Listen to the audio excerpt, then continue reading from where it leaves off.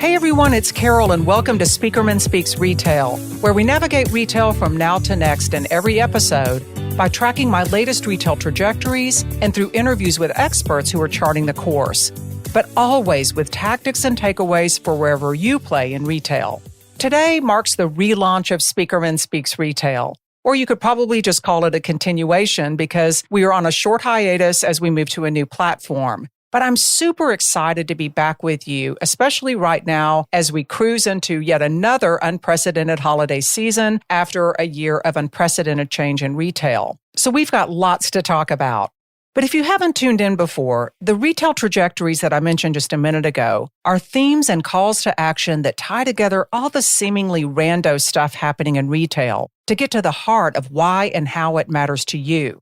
Now, at any given time, I'm tracking 30 or 40 trajectories for my clients, for my media appearances, and of course, for this podcast. My trajectories create a universal language that everyone can speak fluently across categories, borders, business models, and touch points. And that's so important as retail becomes more and more diverse and as so many stakeholders are involved in it. My trajectories are designed to withstand the test of time and to evolve over time. So we're going to revisit them so that we can track where they're going and what they mean to your business. We're going to track some of these transformations today and focus specifically on what's been flaring up on the hot topic heat map. And one surefire, but definitely unscientific way to do that is just to track what my clients are the most concerned about and also what the media continues to ask me about. It hasn't changed that much since we were last together. A lot of the issues that were boiling up then and bubbling to the surface have just gained momentum. Today, we're going to talk about the top 3 hot spots, the big 3, if you will, going into third and fourth quarter and into 2022. Here they are. At the top of the leaderboard is supply chain snafus. This encompasses everything from empty shelves and shipping delays to sourcing shifts. And if you want to reach even further out, you could wrap in the world of last mile delivery and all the one-upmanship that's happening in that space. Number 2 is labor shortages. Now that's pretty self-explanatory. Good workers are hard to find. But right now, plenty of retailers would probably just settle for warm bodies, particularly as we go into the heat of the holiday shopping season. And coming in at number 3 is inflation and price increases. Now, these aren't the sexiest of topics, but they're keeping plenty of people awake at night, including lots of my clients. And it would be one thing if they were just operating in isolation because retailers have levers that they can pull to troubleshoot on them individually. The rub is they're mutually reinforcing, and they all impact different retailers and stakeholders differently. Not only is it a moving target, it's more of a challenge in terms of complexity. Let's go through them one by one and pull in some trajectories that tie it all together. When it comes to supply chain snafus, this is where we're going to spend the most time because there's so many moving parts involved. Or you could say immovable parts because that's part of the problem. But even big, sweeping, earnest efforts like the government stepping in to ensure that 2 major U.S. ports in LA and Long Beach are going to be running 24/7 and just trying to churn it out, even that's more of a spot treatment than a fix because these problems do run up and down the supply chain. So it's not just the ports, it's also reliance on offshore manufacturing, driver shortages, and even increased demand, something that would normally be a good problem to have, but when you combine it with everything else, it just spells trouble. These supply chain logjams really do exacerbate the other 2 hot buttons. So labor shortages and rising costs are a spinoff, and the supply chain really is the hub for all these hassles. And as I mentioned, it affects different retailers differently, and they're all taking different approaches to managing it. One of my top retail trajectories really comes into play here. Buy, build, or bridge. The fact that after years of attempting to build everything themselves, many retailers have been on a buying spree. They've been buying capabilities and talent, going back to those labor shortages, through acquisitions. But they've also been bridging capabilities in record numbers. They've been relying on partnerships. In fact, this is the fastest growing of the 3 over the last 12 months. But the most successful retailers are doing all 3 at once. They're buying, building, and bridging. They're always having to decide which of the strategies makes the most sense in order to build up capabilities and to take advantages of opportunities. Dollar General's an example of a retailer that's really been leaning into building. They've taken more ownership of their supply chain. They brought their food distribution in-house. And generally, their philosophy lately has been the more you own, the more variables you take out. And over time, they'll lower the cost. So Dollar General's taking the long view through building to take on two of the big three, the supply chain snafus we're talking about, and also cost increases, which we'll get to in just a minute. Amazon's basically doing the same thing by building out its own transportation network. Now, just over the past 2 weeks, I've seen the number of Amazon-branded delivery trucks in my neighborhood go from 0 to several deliveries a day. So there's an obvious ramp up, and it's going to be super interesting to see what they do once it's all built out. But others are leaning into partnerships. In fact, this is the fastest growing strategy of the three, and they're leaving supply chain upgrades to the experts. Like Kroger's hookup with Ocado. Ocado's building big distribution bridges for Kroger through micro-fulfillment centers that they call sheds, along with Ocado's automated fulfillment tools. You put the two together, and it's already making a big difference in Kroger's business. Now, some of these partnerships, these bridge relationships, exemplify one of my evergreen trajectories, frenemy forays. Retailers are partnering with competing retailers to make things happen and also to monetize their platforms.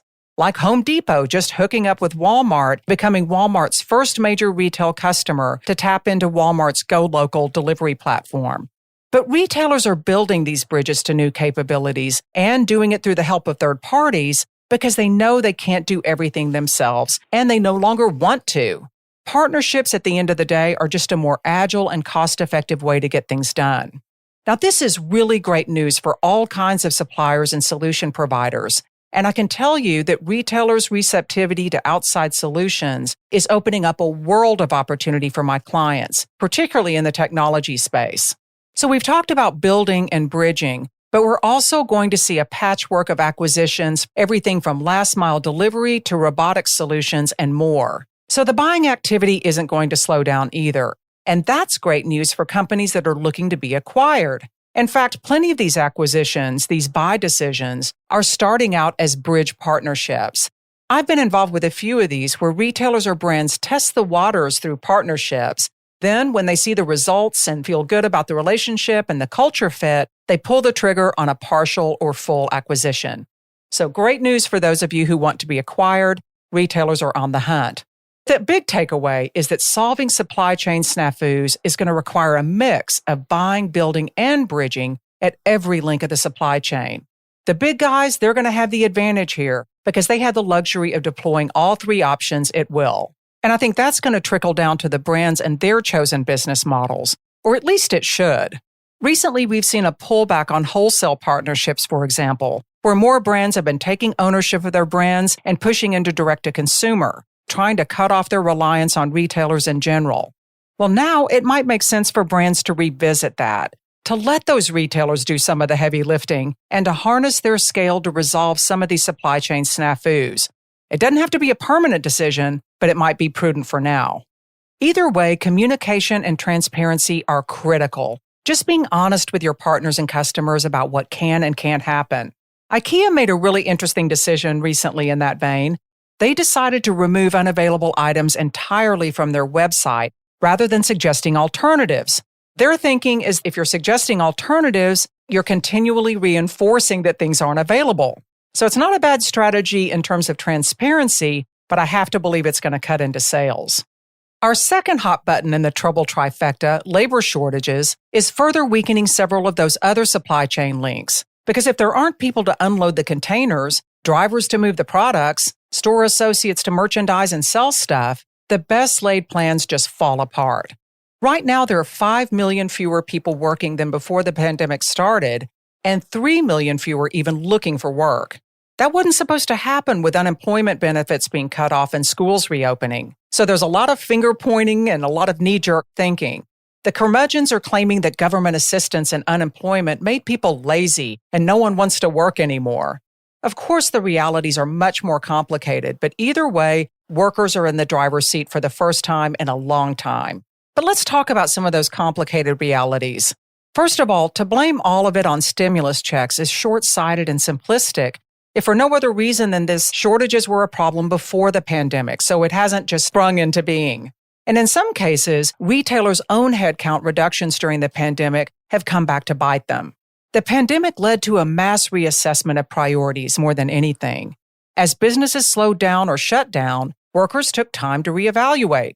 Retailers are used to being able to flex their workforces up and down, but when they flexed way down during the pandemic, some employees looked for other options. Now that everyone's trying to flex up at the same time, shortages are happening everywhere. Government benefits are a factor, but not in the way that it's often portrayed.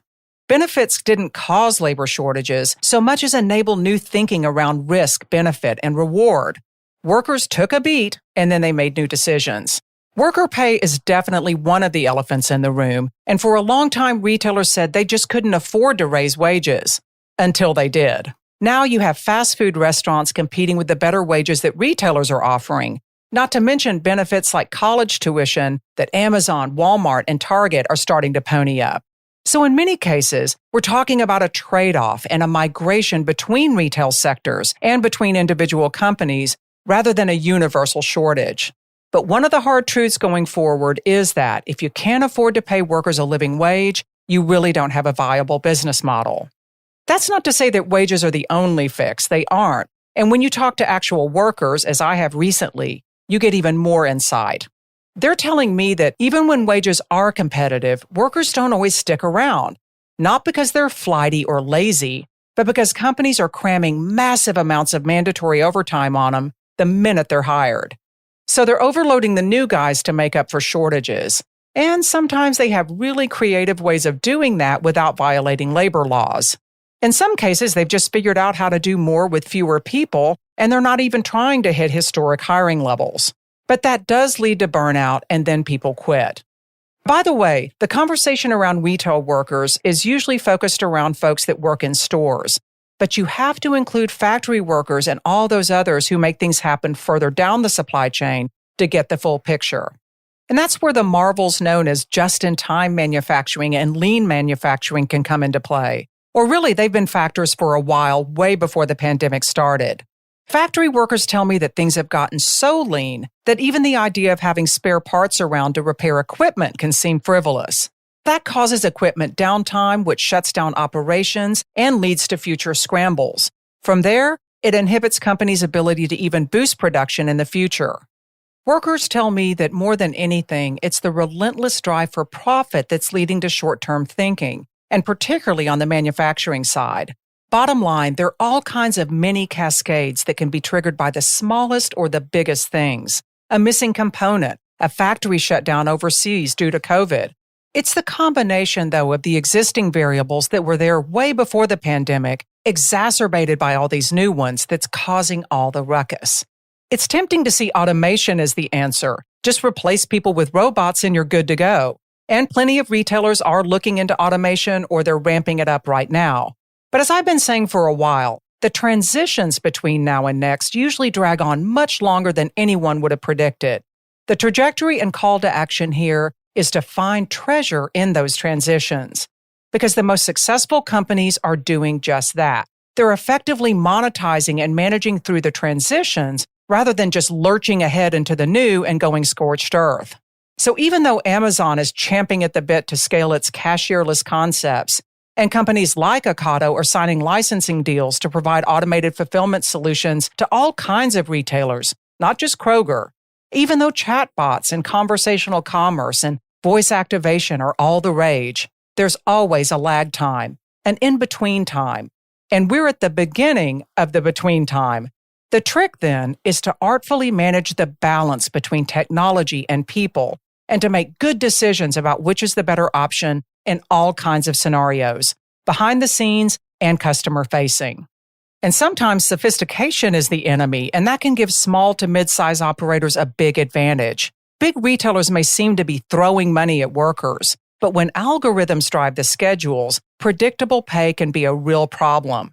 Smaller brands and retailers can offer continuity, and workers tell me that that really counts. So when you combine fits and starts manufacturing, unpredictable demand surges, the need to shift sourcing strategies on a dime, air shipping costs, paying the VIG to shippers and transporters, and yes, incentivizing all those workers, our third trouble spot, price increases, becomes an inevitability. Now, overall, the experts are saying there's no cause for panic just yet. But if the supply chain snarls that we've been talking about continue well into 2022, that could easily change. The good news for retailers and brands is that as the pandemic has started to slow down, sales of higher margin discretionary categories have increased, and consumers are spending again. But it's a real bummer when you see surges in demand that can't be satisfied with current supply. You stay up wondering just how good it could have been. Or even worse, you look at the data and know exactly how good it could have been. And that's where a lot of retailers and brands find themselves. Hard discounters and dollar stores, particularly ones like Dollar Tree that have literally sold everything for $1 traditionally, just don't have as much wiggle room to offset cost increases. But wouldn't you know, for the first time in the company's 40-year history, Dollar Tree is raising prices on some items. They're going to go above $1 as part of their Dollar Tree Plus initiative. The strategy's rolling out to stores right now. It's going to continue into 2022, so they definitely see it as a long-term strategy. But there are other hedges against price increases. One of my top trajectories and calls to action is diversify or die. With a few exceptions, retailers are growing mostly through diversification. Diversification into new categories, either through brand partnerships or online marketplace expansion. Diversification into new formats. These days, being a multi-format retailer is more of a rule than an exception. Diversification into solutions and services, whether that's health and wellness, financial solutions, fulfillment, or those frenemy forays we talked about, where they're monetizing their platform investments with other retailers. So all of that to say that retailers that have embraced diversification in its many forms, they're the ones that have the advantage when it comes to navigating this trouble trifecta. Because these retailers can cut prices in some categories, then make up for it in others that are experiencing higher demand. They can also make up for lost product sales by promoting their solutions and services, and so on. The silver lining is that retail is still benefiting from pent-up demand, so shoppers may be more impulsive and less price-resistant across all channels for a while. You top that with the supply chain scares, and scarcity may actually upstage discounts this holiday for the first time in a long time. Like I said in the beginning, the big three are mutually reinforcing, and sometimes that's actually good news. So let's wrap up by tracking those trajectories and takeaways. First off, retailers and brands will be buying, building, and bridging to navigate through the choppy waters. Going into 2022, building bridges to new capabilities and to new talent is really going to accelerate. Partnerships that address one or more of the big three pain points are on the rise, and in some cases, they're going to serve as runways for acquisitions next year. Just as the pandemic has served as the ultimate stress test for retailers and brands, supply chain, labor, and price problems are proving everyone's mettle in the wake of it. So look at this as an opportunity to shine and build trust, to validate their decision to partner with you rather than attempting to go it alone through building or buying. How do your products, services, and solutions mitigate the big three? Secondly, retailers and brands are becoming newfound frenemies, and these frenemy forays are going to accelerate as a bridge-building spinoff. So if your solutions, services, or products solve for any of the big three, you might just hit a double or a triple when one of your prospects or your customers hooks up with a competitor, or two, or three. So keep track of these hookups because it's time to parlay and play. Third, diversify or die is retail's new power rule. The more diversified the business from a category, channel, format, and business model standpoint, the more fortified you're going to be against the big three. Now, this is where large-scale operators do tend to have an advantage in tackling the big three because they can pivot. But think about how this plays to your strengths. How do you support retailer and brand diversification? And also, how the diversification of your business is right for the retail times. That's a very powerful story to tell. Or maybe it's a sore spot that you need to address if your business is too narrow. Finally, acknowledge that the transitions between now and next always drag on longer than anyone would have predicted. It isn't just now or next. The spaces in between are a real sweet spot. So it's time to find treasure in those transitions, whether that means you supporting others' transformation journeys or managing your own. This is where the smaller operators have a big advantage, surfing through and monetizing those transition times while big competitors are either holding back and being risk-averse or leaping ahead and making all kinds of mistakes. So are you ready to take on the big three? I hope you're feeling more confident than ever about doing just that and looking at it from new perspectives and seeing it as an opportunity. We're going to continue to revisit the big three as we move into the end of the year.